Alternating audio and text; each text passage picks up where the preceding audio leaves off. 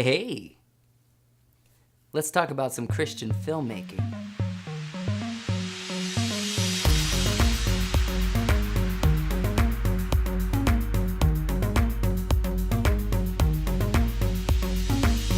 What's up, guys? My name is The Brosif on The Brosif's channel. I wanted to talk today about Christian filmmaking.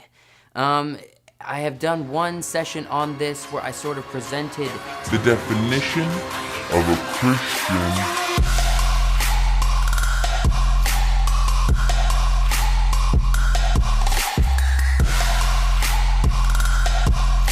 If you want to watch that, you can wait to the end of this video and I will put a link to it. But I just wanted to talk today a little bit more deeper as to the idea of Christian filmmaking and what it takes to make modern yet good Christian films. And what makes a Christian film, right? What? I wanted to start by giving out a call for Christian filmmakers to become artists. We need more art in the field. I mean, filmmaking is art. It is. But yet I feel like in modern day, the Christian filmmaking era has not become art. It's become like just, and I'm not saying that every single film is artistic. I'm just saying that it should be artistic. Now, how can we take the Christian filmmaking idea and make it art-filled? Artistry? Art pieces. Art pieces. How can we take films and make them art pieces? Christian filmmaking, to be honest, does not necessarily mean like the super preachy films that might come to your mind right off the bat. I know it's gotten a rap for becoming that, especially in the past few years, but that does not necessarily mean that's what a Christian film is. A Christian film is merely a story with morals. Christian filmmaking does not necessarily have to be about somebody good and somebody bad. It could actually be pretty much whatever you want to make it.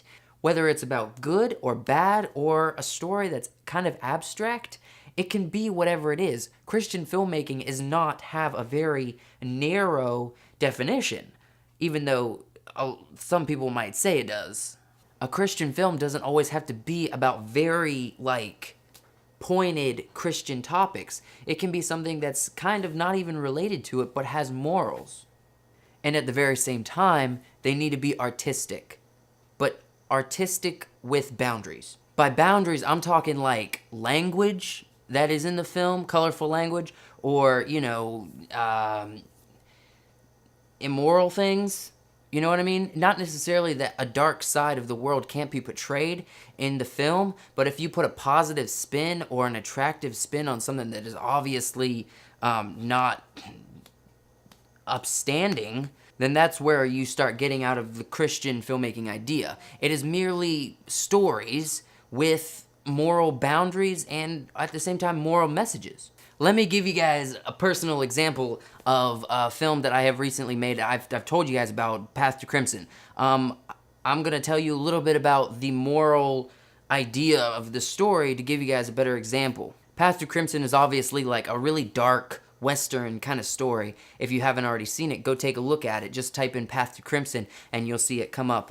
It should be the first thing that comes up. But what it's about is the lead character has, he starts off as a pretty decent guy, and then throughout the film he makes one bad decision that leads to another bad decision that leads to a really bad decision, it leads to a worse decision, and ultimately he does something that's absolutely terrible. It shows that what bad decisions after bad decisions can ultimately lead from an okay kind of guy to a really evil kind of man. But closer to the end, he's stopped in his tracks by a second character who actually comes in towards the end that makes the opposite decision. Instead of saying, I'm just going to let this slide, to says, this is wrong and you're going to stop. And he takes matters in his own hands, which is the right thing to do in the situation of the film. I don't want to spoil it.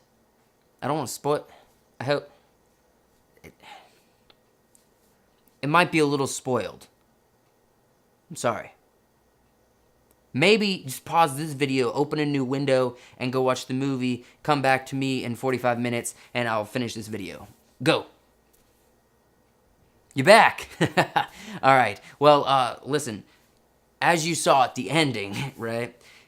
He gets stopped in his tracks, and he is forced to ultimately pay the penalty for what he had done. And it's because of the second character did the right thing, which is an opposing idea for the film. And it's a pretty interesting drama anyway, because of, obviously the characters and how they're in relation to each other. But I hope this makes sense.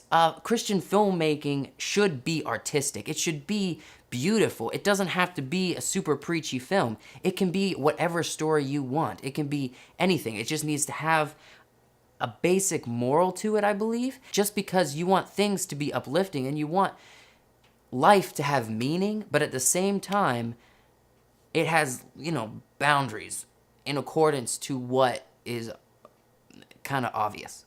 But go out, Christian filmmaker, be creative. Create something that is incredible. Whether you want it to be a love story, or you want it to be a thriller, or you want it to be a superhero movie, it doesn't matter what you want to do. I'm calling art in this Christian filmmaking field. We need some. Be courageous. I didn't mean to reference. I didn't mean to Be bold and go forth and create beautiful, gorgeous, exciting, thrilling, dramatic stories. Be a great Christian filmmaker. Be a great filmmaker. Be a great filmmaker that happens to be a Christian. Thank you for watching. Blessings.